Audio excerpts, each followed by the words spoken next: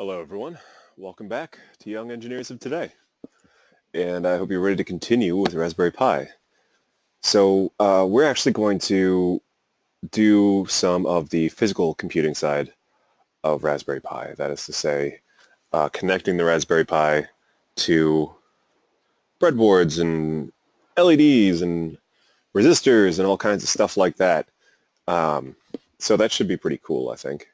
Uh, I recognize that, maybe not everybody has their Raspberry Pis available yet, or now, or, perhaps not in the future either. But that's why I introduced fritzing on Monday. Now, unfortunately, we won't be able to do the coding side of that with fritzing like you would be able to with a physical Raspberry Pi, at least with the most recent version. But we should still be able to at least simulate the physical connection and everything like that, get an idea for why we're doing what we're doing, and then I'll try and walk through the code as best I can so that everything makes sense. My Raspberry Pi is currently not working. I need to actually, I have a card reader on order from Amazon on the way over here, so hopefully next week it will be up and running again, and I can remote into it and show you guys that kind of stuff, that whole side of thing, in addition to all of the work with fritzing. But as it stands right now, we've got this. This will work. We'll make this work, and we'll learn a bit about the Raspberry Pi in the process. Now, how many of you have worked with circuits before? Show of hands.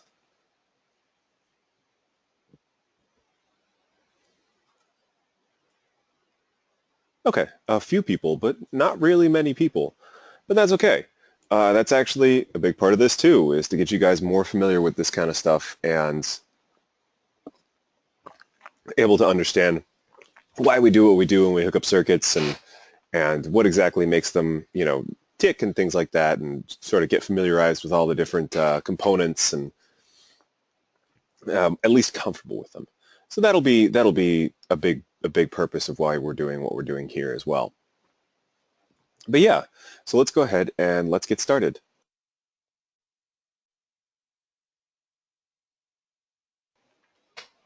It's going to start out with a nice review of electronics. This will probably turn into something a little bit longer than a review, since most of you are pretty unfamiliar with electronics in general. But we'll go ahead and we'll walk through everything, and hopefully it'll all make sense. So one of the most important things when you're prototyping any sort of circuit, that is to say building a prototype or a test version or something like that, is the breadboard. Breadboards are insanely useful for this because they allow you to set circuits up quickly and easily, and they allow you to make changes to them quickly and easily, and it's just all around, it's a very useful thing to have. Now, it's important to note that a breadboard is by no means permanent, because that would sort of defeat the purpose of it, but it does give us the ability to test out circuits and set something up that we can then, if we're satisfied with it and we want something that's more permanent, we can then set up a printed circuit board or something like that to be made and solder in our components, and then boom, we'll have a fully working circuit that is certainly much more permanent than a breadboard would be. But as it stands right now, for our purposes, breadboards will do just excellently because they'll allow us to build a lot of circuits very quickly, or at least a few circuits very quickly, and get all that sort of stuff set up and good to go.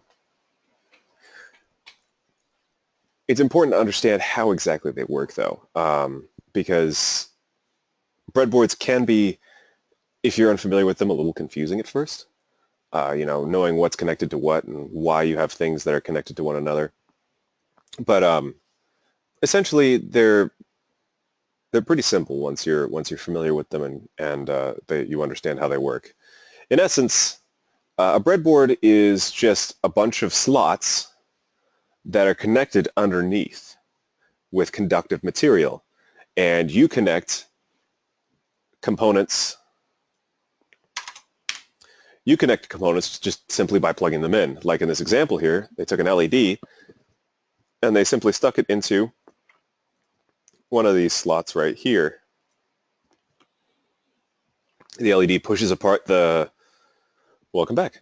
The LED pushes apart the contacting metal, so it is in contact with it as well, and everything conducts electricity, and we have a fully working circuit, and everybody's happy. Now, it's important to note that not everything is connected to everything else on the breadboard.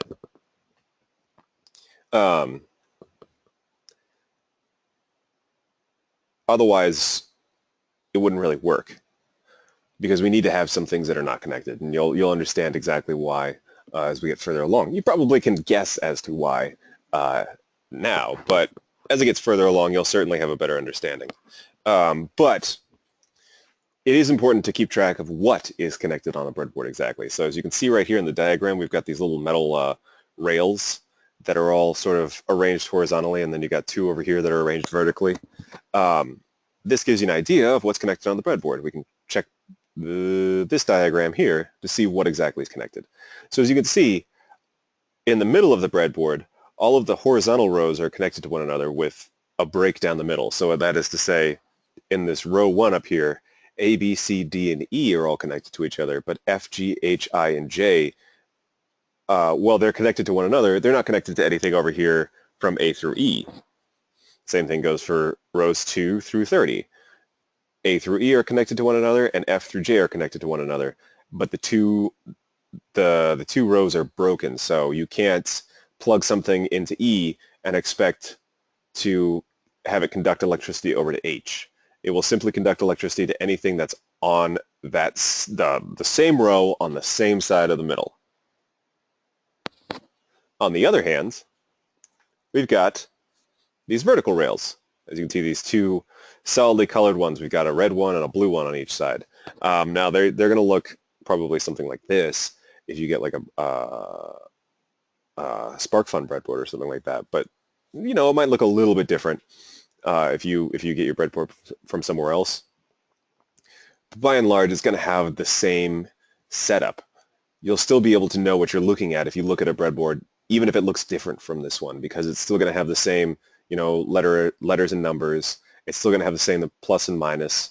It just might look, I don't know, yellow or something like that. You know, it's really not going to be, it might be bigger or smaller. It's not really going to be unrecognizable. Now, the reason why these two rails on either end are all connected from top to bottom is because these are your power and ground rails. So these allow you to take multiple components along the middle, because the middle is generally where you plug in all your components like resistors and LEDs and diodes and capacitors and all that kind of stuff. It allows you to create circuits in the middle, and then you can plug you might have multiple rows that need to be hooked up to ground, and you can plug all of those rows up to ground, and then have one slot here that's plugged into, I don't know, the Raspberry Pi, so that the Raspberry Pi provides a ground for everything.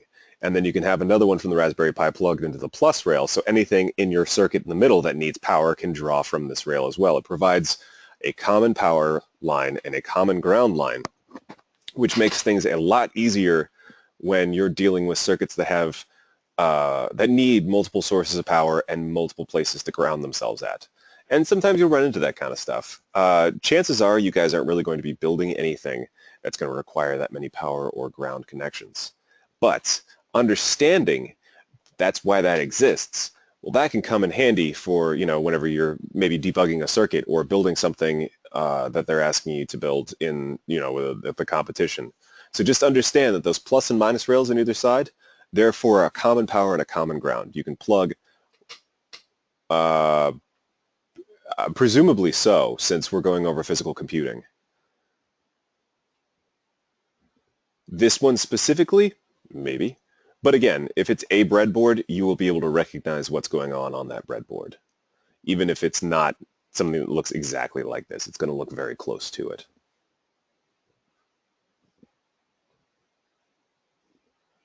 But yeah, so the power and ground rails allow you to just plug in one source of power and one ground, and provide that capability to multiple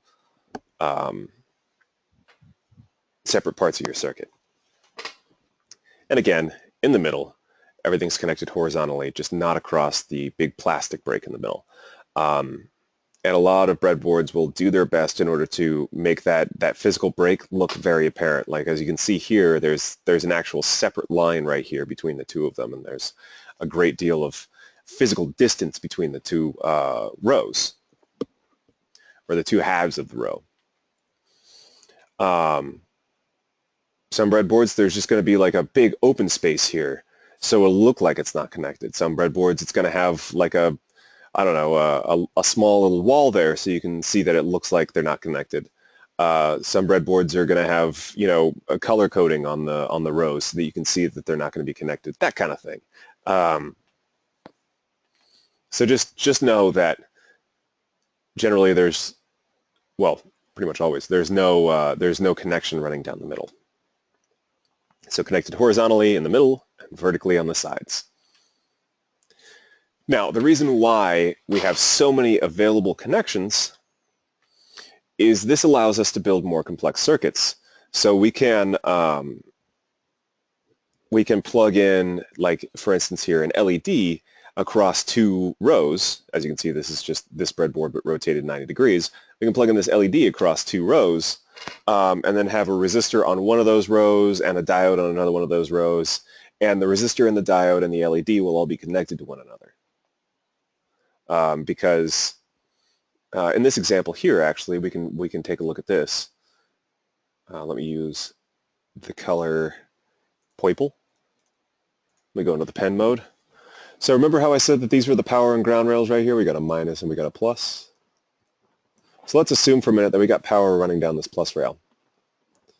And none of this stuff over here on the left-hand side exists. We're just looking at this right here. So in our little example, power is going to travel down this power rail, and it's going to hit this jumper cable, which is connected to the power rail, and it's going to hop on it. Boom.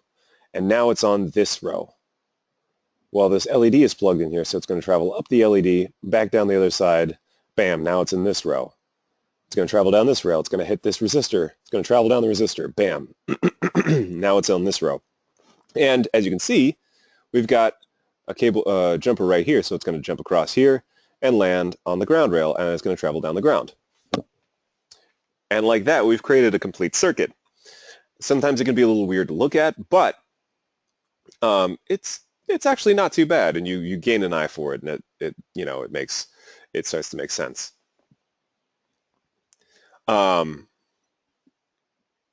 For that reason, though, you want to make sure that both sides of a component are plugged into different rails. As you can see here on this one, we've got a correct, and this is listed as circuit, but it can also be correct because the electricity has a chance to travel from one side of a component to another, down a separate rail to another component. As you can see here, well, this doesn't necessarily make sense. We could totally do this because power is going to travel down the power rail. It's going to go up the LED, back out through the ground rail. Power is going to travel through this one, go up the resistor, and then out this jumper cable, assume that they're connected to one another, and down the ground rail. This LED is on two separate rails, so the power has the ability to travel from one rail to the other. The same with this resistor, traveling from one rail to the other. It's important to note that none of these things in this particular, in this particular diagram are connected to one another. They're all just connected to presumably a different part of the circuit, but no two components are actually on the same rail except for these two up here. But regardless, the fact that they're straddling two separate rails means that they're hooked up correctly. Now this one's wrong. It's incorrect. And if we look at it, we can see that, remember the horizontal ones in the middle, I guess in this case vertical, are all connected. So this resistor, both ends of the resistor are plugged in on the same rail. Same with this LED. Both ends of the LED are plugged in on the same rail. Same with this resistor up here. Same with this LED up here. They're all plugged in on the same rail. And that can be bad times because Electricity is lazy. I've said it many times before. I'll say it again. Electricity is lazy. And that's because it travels the path of least resistance. I'm sure you've heard that before. Electricity travels the path of least resistance. That is to say, the path that provides the least electrical resistance electricity will travel down. Remember what I've been calling these things here? Been calling them resistors, right? What do you think their job is? Guessed to resist electricity, and you'd be right. That's their job, is to increase the resistance on an electrical circuit. Yeah, correct. Both ends should not be on the same rails.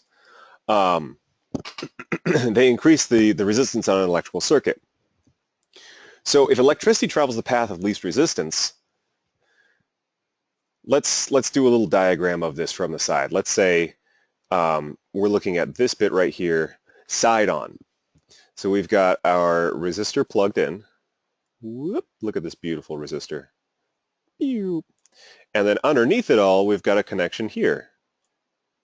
And electricity starts running up this way. Now, electricity has, saying a choice implies that it has intelligence, but let's say it has a choice. It can either go up through the resistor, whose job it is to increase electrical resistance, or it can go down just this bare wire. Thank you. I'm pretty proud of it. Always and without fail, that electricity is going to travel down the bare wire because there's less resistance. So if the electricity isn't traveling through the resistor at all, the resistor isn't doing anything in this particular circuit. It's doing nothing.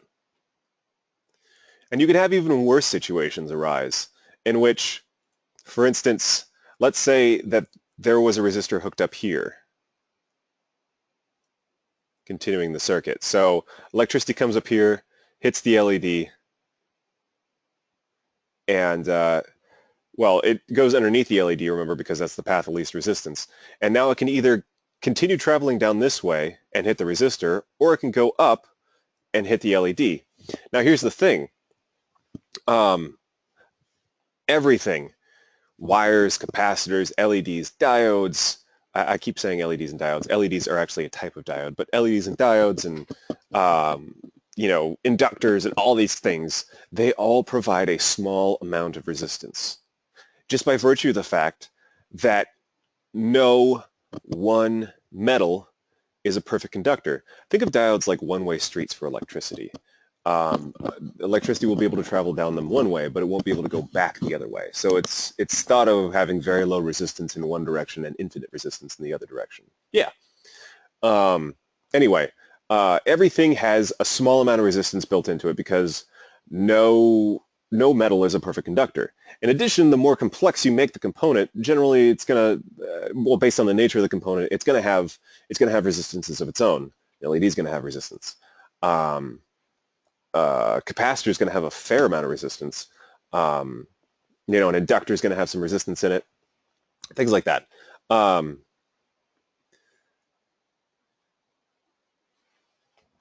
So it will first of all travel underneath the LED, and then it will not want to travel down this resistor because it could just come back this way.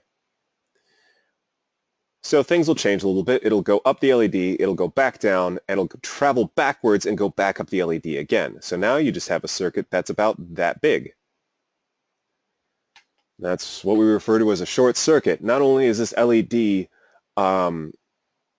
taking in too much electricity, it's taking in all the electricity, and now you run the chance of the LED popping, which is cool once or twice, but it's also dangerous, and it breaks the LED. This kills the LED. So, at that point, you probably want to ensure that you're not destroying LEDs. So you want to make sure that both ends of a component are going to be on separate rails, because you're either going to create a situation in which that component is useless and is not actually hooked up to the circuit, or you could potentially create a situation where you have a short circuit.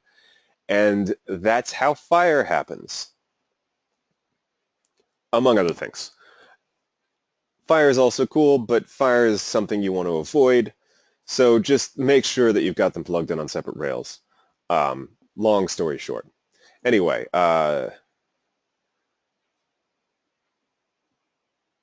Yeah, so components are placed basically at a 90-degree angle to whatever the connecting rails are, however they're situated. So on the in the horizontal rows, they're placed vertically, and on the vertical columns, they're placed horizontally because we want to make sure that they're not connected on the same rail. And yeah, otherwise electricity will flow through the breadboard only and not into the components, usually.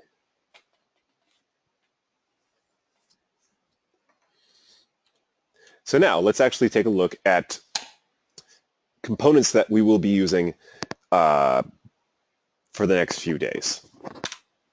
First, we've got the LED, which stands for light emitting diode. It's a type of diode that also emits light. And that's why engineers called it a light emitting diode. They're really not good at naming things cleverly. But it gets the point across, and that's the important thing. But yeah, exactly. Light emitting diodes are actually, yeah, they are incredibly efficient at producing light, and they are now rapidly replacing existing light bulbs. You know, they used to be incandescent bulbs, and then there was fluorescent bulbs, and now then there became compact fluorescent, which became the new hotness, like, I don't know, 20 years ago, 15 years ago. And somebody was like, hey, like, we've been working on LEDs, and we make them super bright now, so what if we just took, like, a ton of them and put them all into one bulb? And surrounded it with mirrors and stuff, and thus the LED bulb was born. LED bulbs have been getting better and better as well, so LED bulbs are rapidly becoming a very the replacement for incandescent bulbs because they use a fraction of the power, and they turn on quickly, they turn off quickly, they last a while, they don't really get hot. There's a whole lot of advantages to using LEDs over incandescent bulbs. Huh. What are anodes and cathodes? I'm glad you asked because that was what I was about to get to with this. See, here's the problem with an LED. You remember I just sort of mentioned really quickly that a diode is kind of like a one-way street for electricity. It's assumed to have very low resistance in one direction and infinite resistance in the other direction. That is to say, if you plug in a diode backwards, you break your circuit.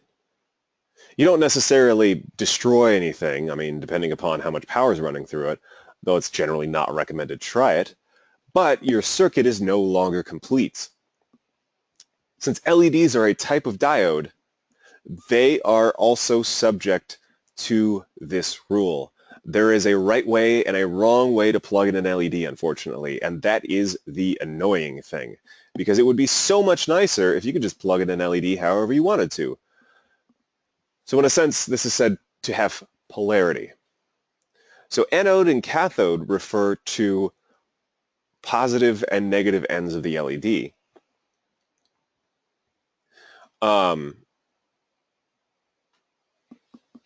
Strangely enough, when you're referring to anodes and cathodes, or anions and cations when you're talking about atoms, it's reversed from this, but that's something that you'll run into later. Hold on.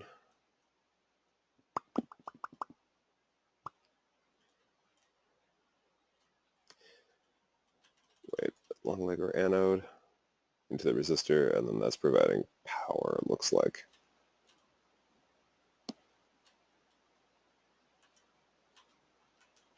Okay. So as you can see, there is one leg that is longer than the other. Also in this little diagram, there's an end of the LED that's flat. These are things that LED manufacturers include on LEDs so that you can tell which leg is the anode, which leg is the cathode. Basically, the anode will, accept power.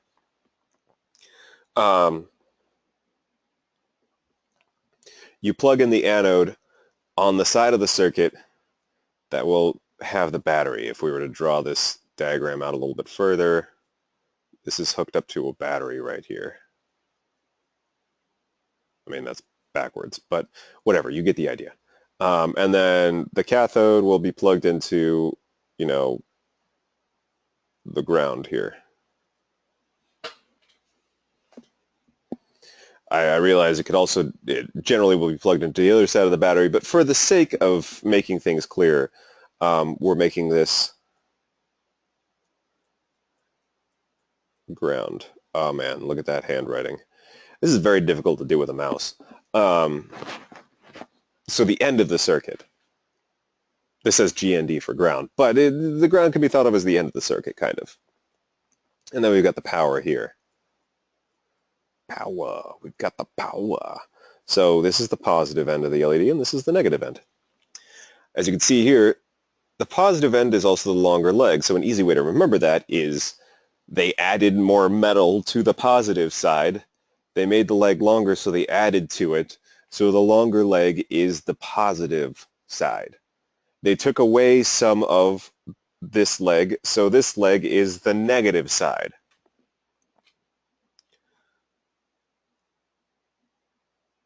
And then if you want to remember how things get plugged in, I mean, this has always helped me. It might help you. So the way electricity flows, the way you get an electrical current, can be thought of as just electrons moving through a circuit. They just move from point A to point B, and the movement of the electrons causes an electrical current, which causes things to light up. Electrons have a charge, right? What is that charge?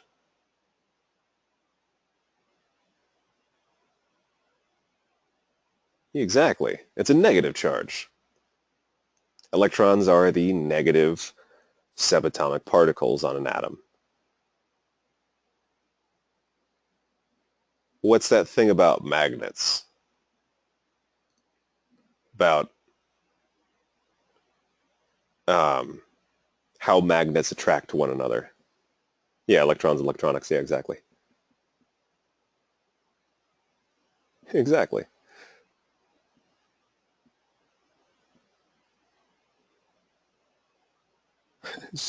Having a revelation over here in the question box. So with as far as magnets are concerned, opposites attract and likes repel, right? So if we wanted to attract an electron, we would need something that's positively charged, because electricity and magnetism are actually very intertwined with one another. A lot of electricity generation involves spinning a magnet around a wire. And then that creates a movement of electrons, which then generates electricity. Likewise, we can create magnets by charging a piece of metal that has a wire running around it. So electricity and magnetism are very intertwined with one another. So we can think of it in the same way. If we want to attract electrons, we need a positively charged electrical components. If we want to repel electrons, we need a negatively charged electrical component. So remember, the longer leg is the positive leg. It's going to suck electrons up into it. And then the shorter leg is the negative leg. It's going to shoot electrons away from it. So there you go.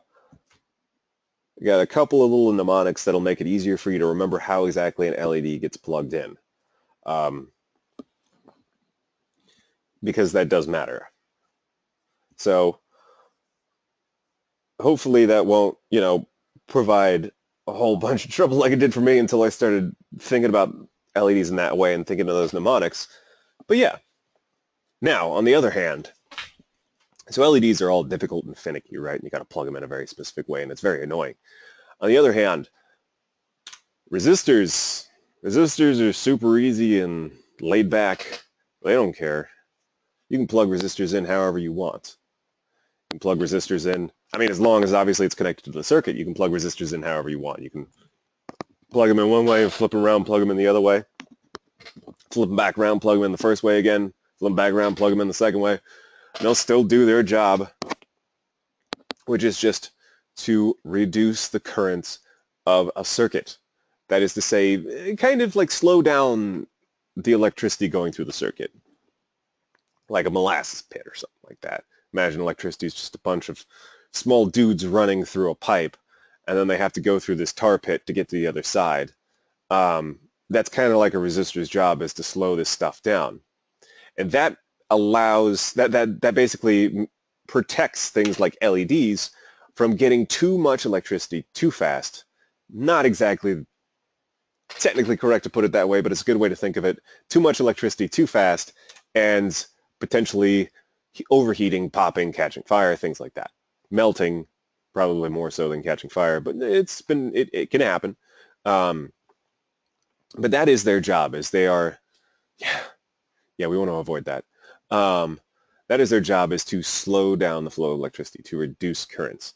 And they basically do that by just turning electrical energy into heat energy. That's it. Really, really, I mean, really. Um, Now, here's the other thing. As you can see, resistance is indicated by the color of the bands or the numerical value. Um, there are different strength resistors. You can have some resistors which resist a lot, and some resistors which resist a little. So they might have the ones that resist a lot might have an actual tar pit inside of them. And the ones that resist a little, well, I don't know, maybe like the inside is made out of slightly molten jello. So it's difficult to move through, but like, you're not going to get stuck in it like, flypaper or something. So if the electrical current is not too much, we don't need resistors. That is correct. If the electrical current that you're putting through a circuit is low enough, resistors can be superfluous. However, never assume that you don't need resistors, because it's better to be like, oh, why isn't my circuit working? Oh, the resistance is too high, and then swap out resistors and suddenly you have a brighter LED, than it is to be like, yeah, that should be enough, and turn it on here, and then there's a bunch of blue smoke coming out of your LED. It's supposed to be the LED popping. It's more like a tack. It's like those little cap guns that have the little red caps, and then like you press the trigger on the cap gun, it hits the cap and causes like a cracking noise. That's actually a lot like what an exploding resistor sounds like. But anyway, um, that's why oftentimes you say that the resistor pops instead of explodes, because it does a nice little cracking noise. How much? Yes, you can. And actually, that's where I was going to go with that. So the amount a resistor resists is measured in ohms. The symbol for ohms is this lovely looking omega over here. So the way you would read this is it is a 330 ohm resistor. Not ohm. The problem is resistors tend to be very, very, very, very, very, very, very, very, very, very, very, very, very, very small. Not like crazy, but yeah, enough so that it can be difficult. Like, here we go.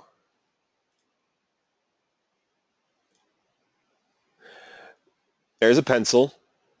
That resistor on the bottom is generally the resistors that, I'll get it. I'm about to get there actually, but I'm glad you're asking that. That resistor on the bottom is generally about the size of the average resistor that you'll be working with.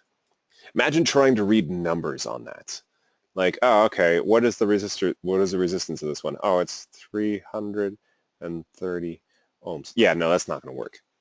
I mean, I know you guys have good eyes, because y'all are young and stuff, but that ain't going to work.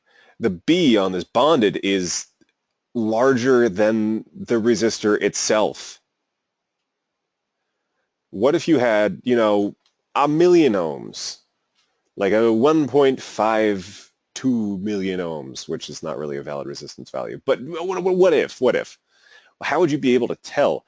How would you be able to read that? How would you be able to print that on a resistor? It's very difficult to print things on a circular surface.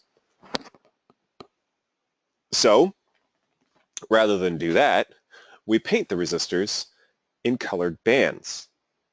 And those colored bands correspond to a code. Whoops.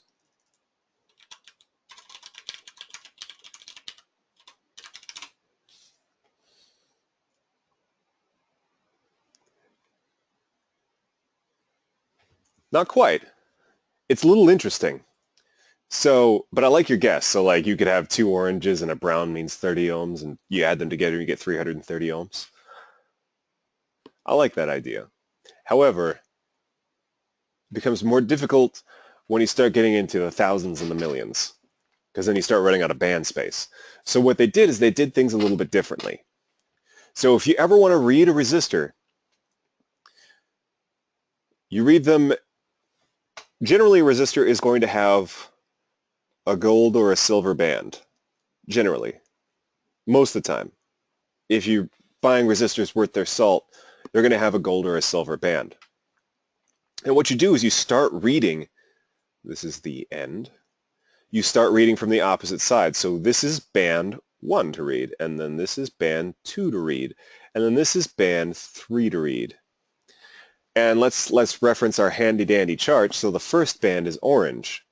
Well, the way this is the first band gives you the first significant digit of the resistance value. That is to say, the first, well, you guys have been taught significant digits before, right?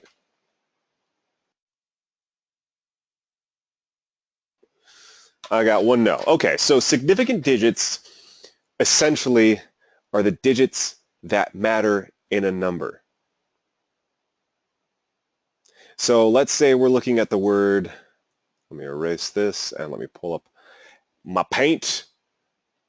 Let's say we're looking at the word 1250, and we're comparing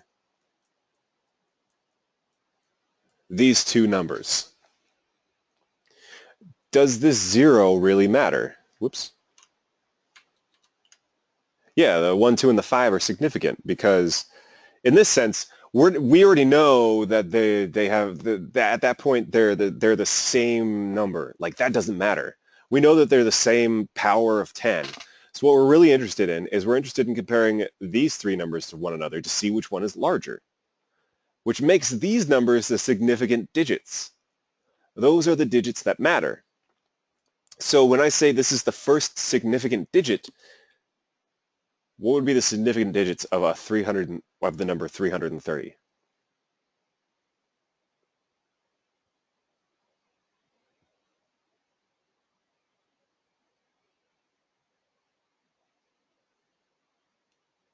Well, the two threes, right? Those would be the significant digits because skipping ahead a little bit, by the brown we know it's some number of hundreds, but we don't know how many, and we don't know if it's some number of hundreds and some fraction of hundreds. So in this case, we know that there are 300s and 3/10 of 100, which gives us 330. Anyway, the first band is the first significant digit. As you can see, that corresponds with 3. The second band is the second significant digit, also 3. So far so good, right? We boom and boom. Actually, close but no cigar. I like that you're thinking of that. So imagine we have the number 33 so far. We have the number 33. What do we do with this? Well, the last band tells us the power of 10 that is. So in this case, 10 ohms. Multiplier is 10 ohms. So because we got the 10 ohm multiplier, we take 33 and we multiply it by 10. And we get 330 ohms. Boom. Third band is multiplier. Yeah, exactly. So that way we can, as you can see, we got 1 ohm, 10 ohms, 100 ohms, 1,000 ohms, 10,000 ohms, 100,000 ohms, 1 million ohms, and 10 million ohms. If need be, we've got 0.1 and 0.01 for very, very small values. But regardless, this allows us to express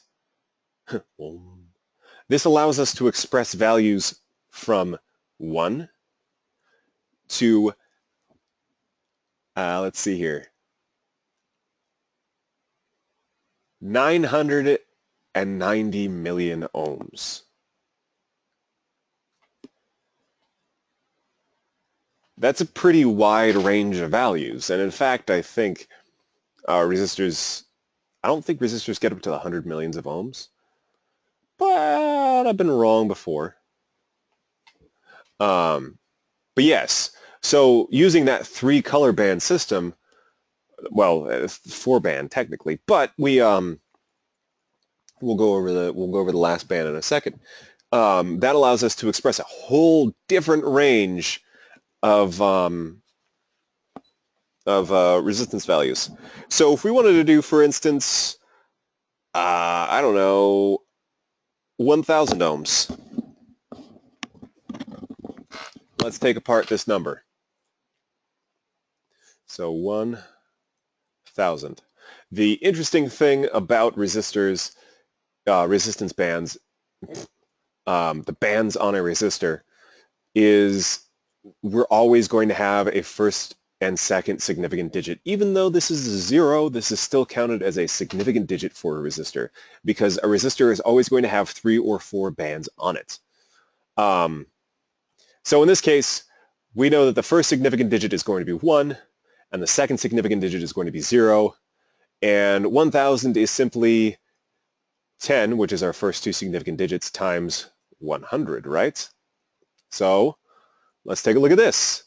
So our first significant digit is 1, so our first band is going to be brown. Our second significant digit is going to be 0, so our second band is going to be black. And since it's 10 times 100, that means our third band is going to be red. So it would be a brown, black, red resistor. And if you pull out like a 1,000 ohm resistor and take a look at it, you can in fact verify that it would have brown, black, and red bands on it. Now that fourth band is the tolerance. I've never actually seen a 5-band resistor. It might be that the fact that it's a 5-band allows for an extra digit, an extra significant digit. This one's only 4 bands. Oh no, you're right, 5-band code. Hey, look at that. Oh, okay. It's just an extra significant digit.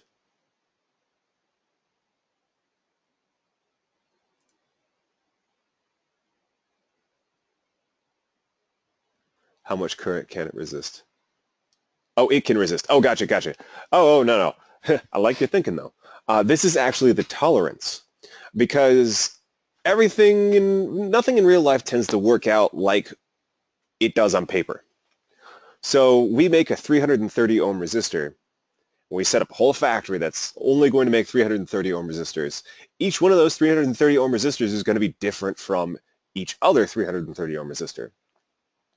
In fact, it's possible that they can be different enough that they'll resist different values, not by a whole lot. One might resist 331 ohms, one might resist 220 or 328 ohms, one might resist, I don't know, 330 ohms exactly, one might resist 335 ohms. So there is a margin for error based on, manufacturing processes and impurities in the materials they're using, and I don't know what day of the week is, and the alignment of the stars, and there are any number of things that can change these properties from resistor to resistor. Now, assuming a resistor never ages, a resistor will always resist the same value. It's not going to one day it's going to be a 335 ohm resistor, and the next day it's going to be a 340 ohm resistor or something like that. Like that doesn't really happen. Not as much, at least. But anyway, yeah. Well, there are resistors that can do that. But anyway, the gold band or the silver band, that's why I said you want to get ones that are gold or silver at least. They indicate the range of values that it can deviate from 300 from its listed value. So if gold is plus or minus 5% and silver is plus or minus 10%, no band, I believe, is plus or minus 20%.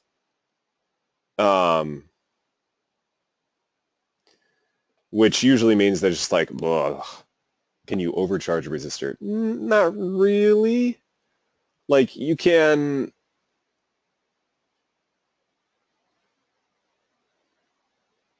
Yeah, resistors and LEDs. Yeah, those will be ones that'll be used, definitely. Um, but so plus or minus 5 means that a 330 ohm resistor, let's see, 33, 16.5. So a 330 ohm resistor could theoretically resist 300 and 15 ohms or all the way up to 346 ohms. So there is basically a range that it could theoretically resist. For you guys, you're never really going to have to worry about that. Certainly, if you're working from a hobbyist standpoint, you're never going to have to worry about the variance enough that it's ever going to be an issue. Like if you're hooking up a resistor, a 330 ohm resistor to power an LED, if that resistor ends up being, 315 ohms, your LED is going to be fine. It's just going to be a little teensy bit brighter, like maybe noticeably brighter. Maybe. Probably not, though. But it's not going to hurt the LED or something like that, you know? This is more if you were like setting up very sensitive CCDs that needed a very specific value so that they could see the infrared light coming from space and capture it perfectly and not flicker out or overload or anything like that. We're talking about scientific equipment level stuff in which you would have to worry about the real value of a resistor as opposed to the listed value of a resistor. But it's good to know that, hey, that's a thing that happens. Now, if it's plus or minus 20%, I mean, we're talking we're talking a resistor that could end up resisting 267 ohms. That's kind of a big deal. Or 363 ohms. Kind of a big deal. You want to make sure that it's decently close, and we're just talking about 330 ohms. If you've got a 1 million ohm resistor that's plus or minus 20%, it's 200,000 ohms. That's a big deal. So in this case, it doesn't matter, but it's good to know for the future. Anyway, I want to reveal very quickly this very important circuit that we're going to be building for next time with all of these things. I know I spent some time talking a lot about components, but it's good to know why I'm going to explain, like why I'm going to say the things I do, and it's good to know how to handle these things when you're working with them. It's good to know how to read a resistor and why you might want to. So that's why I spent a lot of time talking about that kind of stuff. This wasn't all for nothing. I guess I kind of like to listen to myself talk. Not really. But I want to make sure that you guys have all of this information so that you're very familiar with these sorts of components. Now, with all that in mind, that's what we're going to be building on Tuesday.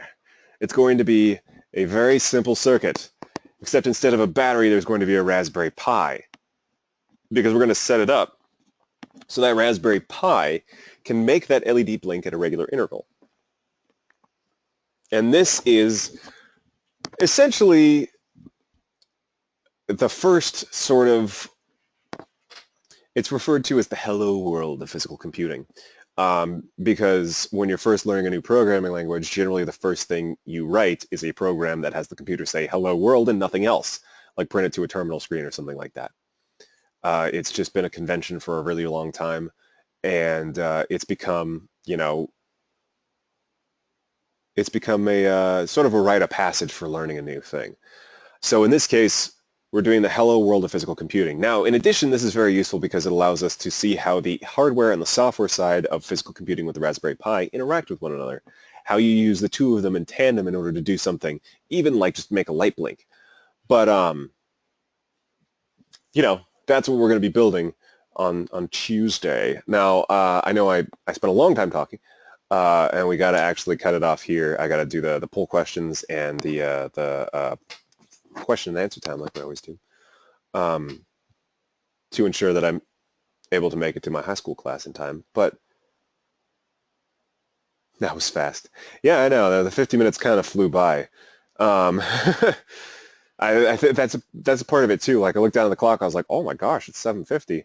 But yeah, let's go ahead and do that. Well, there's that too. But hey, there you go. Quick class. Let's do that. We'll break for the weekends, and then we'll meet up again on Tuesday in order to get a light blinking on the Raspberry Pi.